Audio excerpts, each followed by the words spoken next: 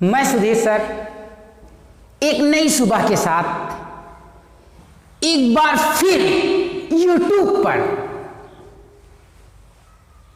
आपके अपने channel Delhi coaching institute DCI by Sudhir sir पर आपकी उज्जवल भविष्य की कामना करते हुए एक ऐसा धमाकेदार वीडियो लेकर के आया हूं जिसमें जीरो लेवल से हाई लेवल तक मैथ आपको सिखाया जाएगा। जैसा कि मैंने अपनी हर वीडियो में बताया हूं कि मेरा वीडियो बनाने का उद्देश्य ही यही है कि मैं आपको रटाना नहीं सिखाना चाहता हूं।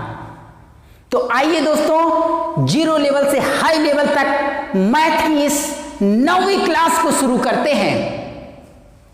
आज का हमारा जो टॉपिक है वो है संख्या पद्धति, जिसको आप नंबर सिस्टम के नाम से जानते हैं। तो संख्या पद्धति होता क्या है, एकदम बेसिक से गणित का मूल जड़ जो मैं कह रहा हूं आपको करके दिखाऊंगा। वीडियो को आप देखते रहें, सारे वीडियो को देखें और आपको सिखा के छोड़ूंगा। आपके लिए गणित एकदम हवा हो जाएगी। तो आइए नंबर सिस्टम का एकदम बेसिक बताने का प्रयास करता हूं। नंबर सिस्टम, संख्या पद्धति। सिस्टम शब्द आपको जल्दी समझ में आता है, पद्धति थोड़ा कम समझ में आता है। सिस्टम का मतलब हर एक जगह एक नया सिस्टम होता है। तो आप जैसे गांव देश की भाषा में भी या कोई आप काम कर रहे हैं तो लोग आपसे पूछते हैं कि आपका सिस्टम कैसे चल रहा है, यानी आपका उस काम से संबंधित रिलेटेड चीजें कैसे चल रहा है। तो उसी तरह यहां भी संख्याओं का एक सिस्टम है, संख्या पद्धति। यहां संख्याओं का भी एक सिस्टम है। तो संख्या से संबंधित जो भी समस्याएं उसमें चल रही हैं वही संख्या पद्धति है, वही संख्या पद्धति है। तो इसको अगर आपको डिफाइन करना होगा तो कैसे आप बताएंगे? तो सीधा आपको पहले मैं उसको डिफाइन करने से पहले आपको संख्या के बारे में बताता हूं कि संख्या वास्तव में है क्या। जैसे किसी व्यक्ति से पूछा जाए या आप ही लोगों से पूछा जाए कि कक्षा 12 में कितने स्टूडेंट हैं, तो आपके दिमाग में बात आती है कि हमसे संख्याओं के विषय में पूछा जा रहा है।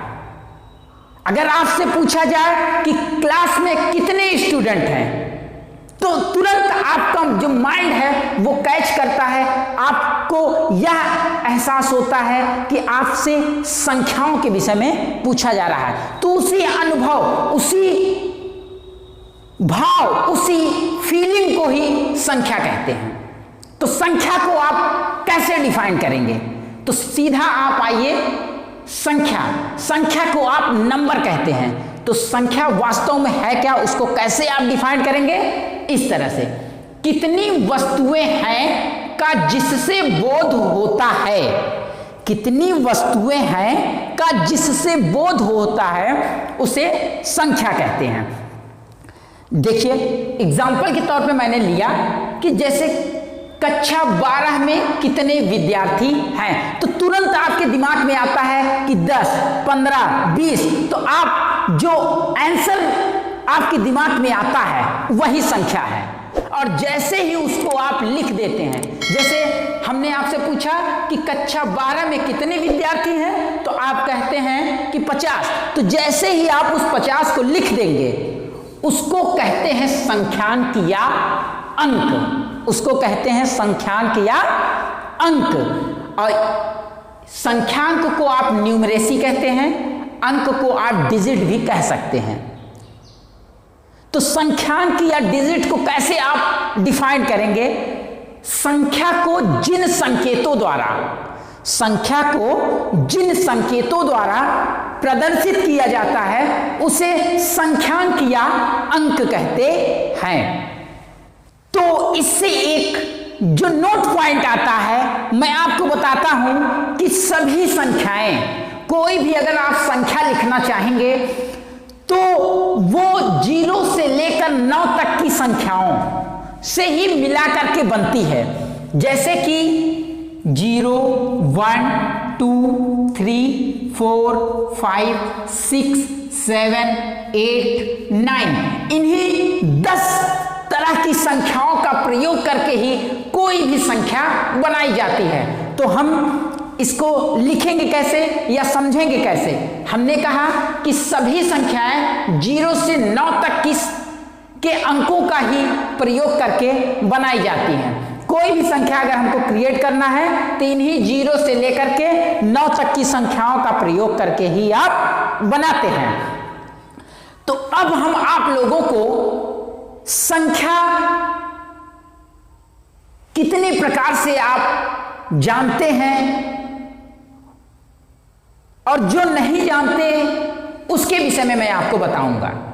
तो जो हमारी संख्याएं हैं वो 4 तरह की होती हैं। हम इसको 4 तरह से सीख सकते हैं। कुछ आप जानते हैं, कुछ हम बताने का प्रयास करते हैं, और नहीं भी जानते तब भी मैं बताने का प्रयास करता हूं। आइए सबसे पहले आप जो ऑलरेडी जानते हैं और नहीं भी जानते तो मैं बताने का काम कर रहा हूं। सबसे पहले आप अंतरराष्ट्रीय संख्या, जिसको आप इंटरनेशनल नंबर कहते हैं, जो पूरे वर्ल्ड में चलती है, वो है इस तरह की संख्याएं 1, 2, 3, 4, 5, 6, 7, 8, 9, 10। 11 लिखना होगा तो 1, 1, 12 लिखना होगा तो 1 ये वाला, 2 ये वाला, इसी तरह से आगे की इस तरह की संख्याएं लिखी जा सकती हैं। अब हमारी जो दूसरी संख्या है वो है देवनागरी, जिसको हम देवनागरी नंबर कहते हैं। तो वो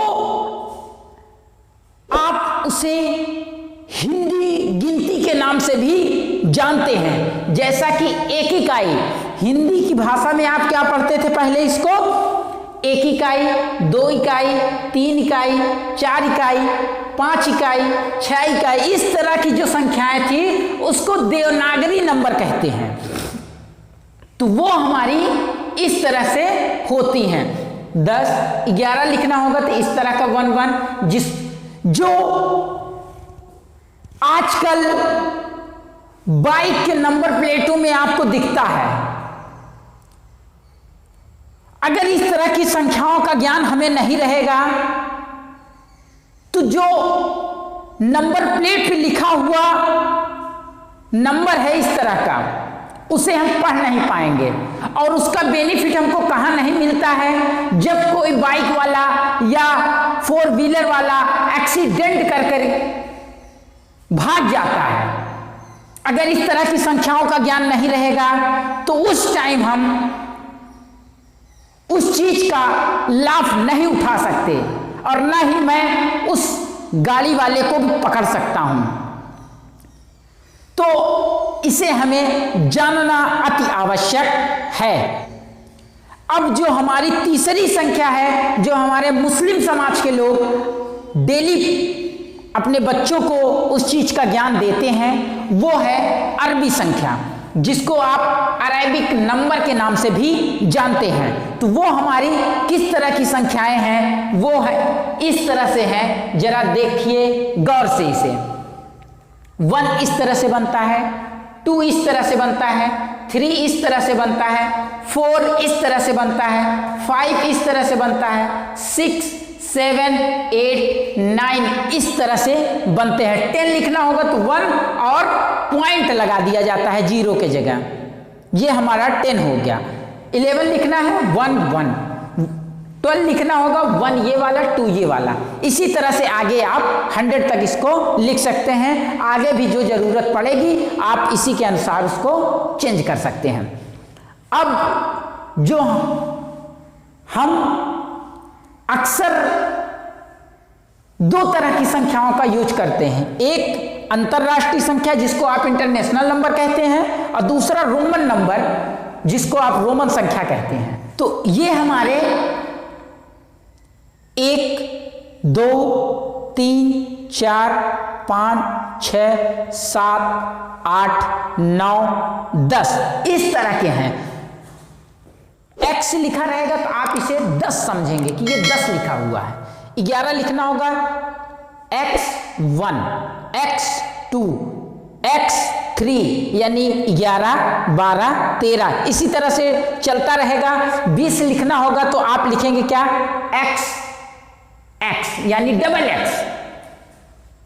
अब 21 लिखना होगा तो x1 यानी डबल x1, डबल x2 22 के लिए, डबल x3 23 के लिए, इसी तरह डॉट डॉट डॉट। 30 लिखना होगा तो ट्रिपल x। अब 31 लिखना होगा तो ट्रिपल x1, ट्रिपल x2 32 के लिए, ट्रिपल x3 33 के लिए, डॉट डॉट डॉट। 40 लिखना होगा तो XL। इसी तरह 41 लिखना होगा तो XL1, 42 के लिए XL2, 43 के लिए XL3 और 50 लिखना होगा तो L। 51 लिखना होगा तो L1, 52 के लिए L2, 53 के लिए L3, इसी तरह 60 के लिए LX। 61 लिखना होगा LX1, 62 लिखना होगा LX2, 63 लिखना होगा LX3, इसी तरह 70 लिखना होगा LXX।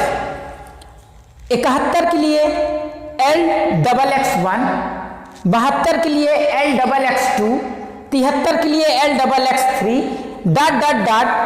80 के लिए LXXX।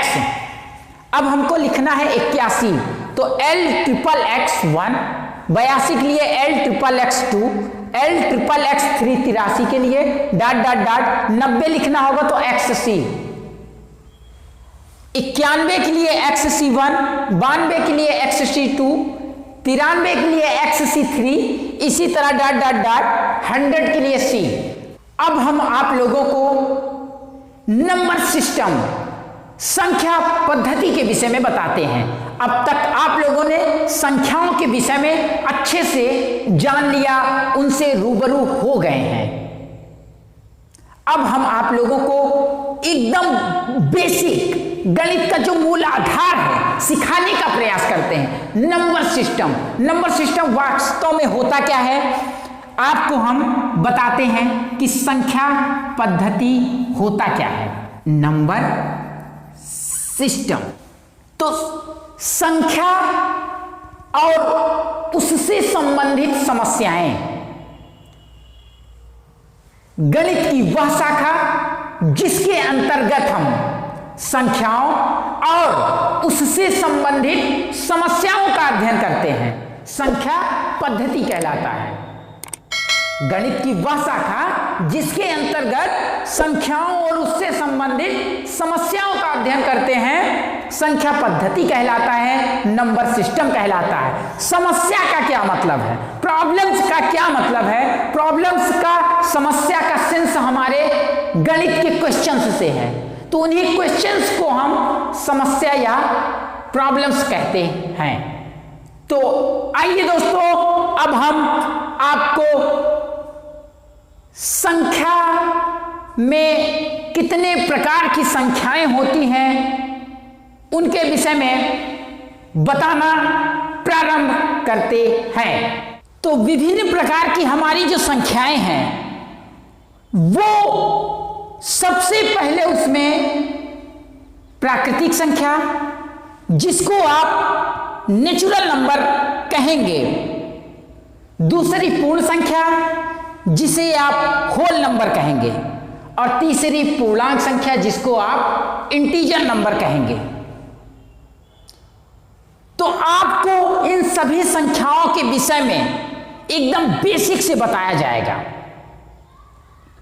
चौथी संख्या आपकी सम संख्या है जिसको आप इवन नंबर कहते हैं, विषम संख्या जिसे आप ऑड नंबर कहते हैं, भाज्य संख्या जिसे आप कंपोजिट नंबर कहते हैं, अभाज्य संख्या जिसे आप प्राइम नंबर कहते हैं, सह अभाज्य संख्या जिसे आप को प्राइम नंबर कहते हैं, परिमेय संख्याएं जिसे आप रेशनल नंबर के नाम से जानते हैं, अपरिमेय संख्याएं जिसे आप इर्रेशनल नंबर के नाम से जानते हैं।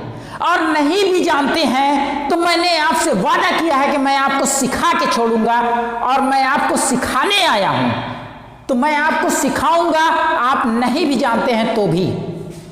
तो आइए उसके अगले क्रम में जो हमारी संख्या है वो है क्रमागत संख्याएं, जिसे हम कंसेक्यूटिव नंबर कहेंगे, वास्तविक संख्याएं जिसे हम रियल नंबर कहेंगे, और सबसे अंत में आती है काल्पनिक संख्याएं जिसको हम इमेजिनरी नंबर के नाम से जानते हैं। तो दोस्तों, जीरो लेवल से हाई लेवल तक मैथ के इस बेसिक क्लास में आपको संख्या पद्धति का बेसिक स्वरूप आपको समझाया गया।